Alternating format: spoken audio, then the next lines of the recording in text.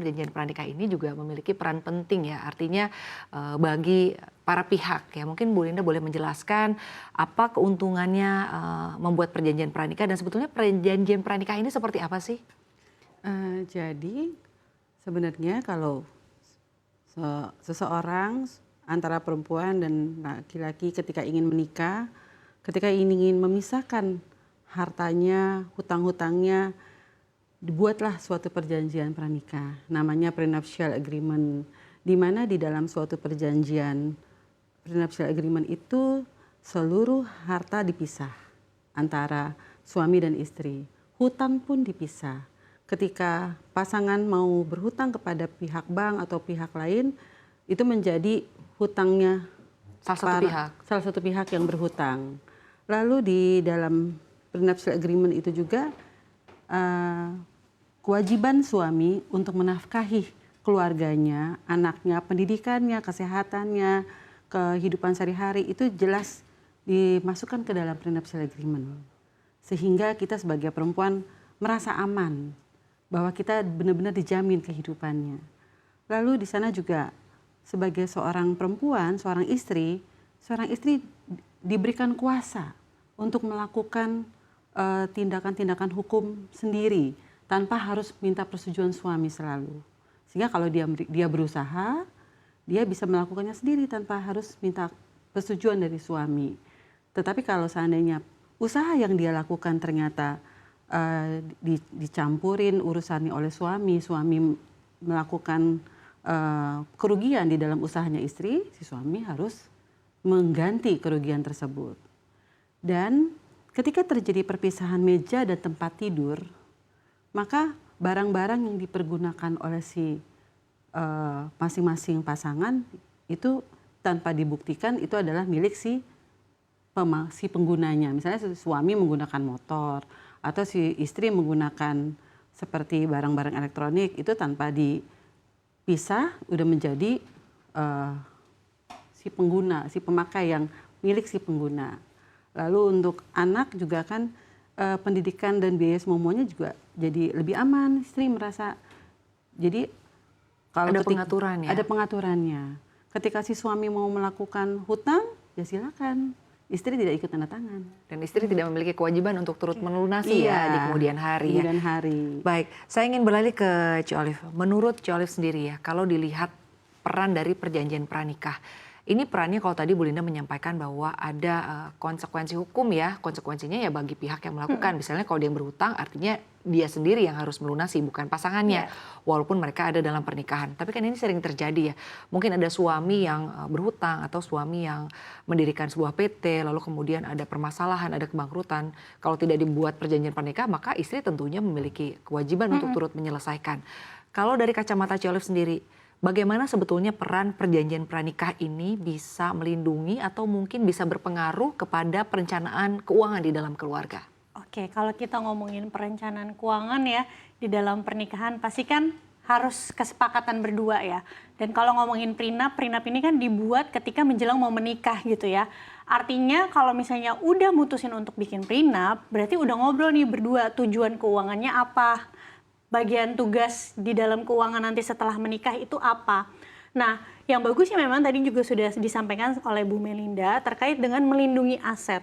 Apalagi zaman sekarang baik pria dan wanita juga udah punya kekuatan masing-masing nih secara ekonomi. Betul. Nah, kalau misalnya keduanya memang punya pekerjaan atau punya bisnis, ketika bikin prenup, setidaknya kalau salah satu pasangan mengambil kredit dan berpotensi memiliki kredit macet, jadi pasangan yang lain asetnya tidak akan tersita. Karena kalau kita menikah sebenarnya tujuannya apa sih? Melindungi aset untuk anak kan? Bukan untuk diri sendiri. Jangka panjang ya? Betul. Jadi ibaratnya kalau suaminya tiba-tiba ambil hutang di bank dan berpotensi kredit macet, harta rumah si istrinya tidak terkena gugatan gitu ya. Tidak terkena kewajiban bayar. Betul. Dan juga kalau misalnya si istrinya memiliki penghasilan, paling tidak si keluarga ini juga bisa melanjutkan hidup mereka dari pendapatan si istri. Karena istrinya nggak ada beban tuh untuk ikutan bayar cicil dari hutang-hutang si suaminya. Dan juga yang kedua, melindungi aset kalau misalnya baik si pria atau si wanita berpotensi mendapatkan warisan atau hibah setelah menikah nanti. Jadi ibaratnya harta hibah atau warisan ini atau wasiat ini memang udah jadi milik masing-masing. Kan yang suka terjadi tuh gini loh Bu Melinda. Ada misalnya istri dapat harta warisan nih dari orang tuanya. Terus katakanlah rumah ya. Rumah itu ditempatin nih sama suami sama istri. Yang sering suka dijadiin gono gini tuh gini Bu Melinda. Pas udah cerai si suaminya bilang, "Tapi kan rumah itu saya juga yang ngerawat." Kan bayar listriknya dari rumah saya, kan waktu renov dari pakai uang saya, walaupun itu rumah warisan. Mungkin dengan adanya prenup, jadi lebih menegaskan, mau kamu ikutin renov, juga karena ini atas nama saya, maka ini tidak bisa digono gini. Seperti itu. Ya karena itu sifatnya bisa hibah atau warisan mungkin ya Bu Melinda ya. Menarik jika kita membahas bagaimana sebetulnya perjanjian pranikah ini masih mungkin terdengar nampaknya ngapain sih bikin itu gitu ya. Tapi kalau berbicara soal membuat perjanjian pranikah sebetulnya pembuatannya di mana dan juga biayanya seperti apa kisarannya mungkin ya dan berkas-berkas apa saja yang harus dipersiapkan. Mungkin juga pemirsa perlu tahu bahwa sekarang perjanjian ini bukan hanya bisa dilakukan sebelum pernikahan, tapi setelah pernikahan juga bisa dilakukan. Mungkin boleh dijelaskan Bu Linda, silakan. Dulu kita kan hanya bikin prenup. Semenjak adanya putusan MK nomor 69 PUU 13 Romawi 2015 merubah pasal 29 ayat 1 Undang-Undang tahun 74 tersebut. Sehingga walaupun sudah menikah, mereka akan tetap bisa membuat perjanjian pisah harta, gitu ya. Nah, terutama ini keuntungannya untuk yang menikah dengan warga negara asing. Kalau dulu kan mereka kalau sudah kawin nggak bisa lagi nih pisah harta karena nggak bikin prenup, gitu kan. Semenjak adanya putusan MK tersebut, mereka dapat memisahkan hartanya dengan putusan MK tersebut. Terutama kebutuhannya tuh untuk warga negara asing yang menikah dengan warga negara asing. Ketika kita mau membuat bikin prenup, tolong datang ke notaris, konsultasi bagaimana prenup yang diinginkan. Lalu nanti akan didiskusikan dengan notaris. Dengan notaris bisa, dengan lawyer bisa, tetapi tetap notaris yang akan mendaftarkan perjanjian pisah harta tersebut, mau prenup atau postnup, itu tetap nanti notaris yang akan mendaftarkan. Syarat-syaratnya hanya membawa KTP, kartu keluarga masing-masing pihak calon istri dan calon suami atau istri atau suami, dan untuk warga negara asing cukup bawa paspor dan surat izin tinggal, KITAS atau kitab. Lalu setelah kita draft, tanda tangan para pihak di hadapan notaris, nanti notaris. Kalau prenup, kita akan daftarkan sebelum mereka menikah, para pihak akan info ke kita, menikahnya di KUA mana. Nanti kita akan konfirmasi ke KUA bahwa akan ada yang kawin tanggal sekian, ini loh prenupnya. Nanti pada saat dia menikah, di buku nikah atau di akta kawinnya itu nanti akan ditulis menikah dengan perjanjian pisah harta. Nomor sekian ditandatangani di hadapan Ibu Melinda, misalnya gitu. Kalau postnup juga begitu. Kalau postnup, saya seorang notaris, kita akan daftar ini ke KUA atau ke catatan sipil. Di buku nikahnya itu kita bawa.